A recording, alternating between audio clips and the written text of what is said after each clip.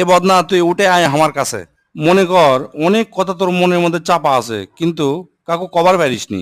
আজকে তোর সেই সুযোগ আছে কর, সেটা তোর যা যা মনে হয় সব কব। আয় উঠে আয়। আমার বাপ যেদিন মারা যায়, বাপের মৃতদেহ সামনে থুয়ে সগলিক আমি কষন। আমার বাপ যার কাছ থেকে টাকা ধার লিছে বা যাই যাই টাকা পায়, সগলি আমার কাছে জানাবেন, আমি সগলি ঋণ শোধ করে দেবো। এই কথা শোনার সাথে সাথে আমার বোন হাত ঝাঁকি দিয়ে কলো, ভাই তুই শোধ করবো কেঙ্গা করে? তুই তো আজ 5 বছর ধরে চাকরি নাই, বেকার থাকে এতগুলা টাকা তুই কেঙ্গা করে শোধ করবো?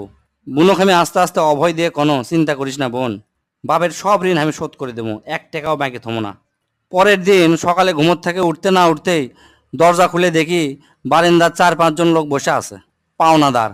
দেখে আমার গাও ঘামে উঠলো। অকরে কি কমো, আমার মুখের ভাষা আসলো না। রাতটা ঠিক মতো পার হবার দেয়নি, আসে হাজির। সামনে যাতে একজন খাড়া হলো, খাড়া হয়ে হামাক করছে,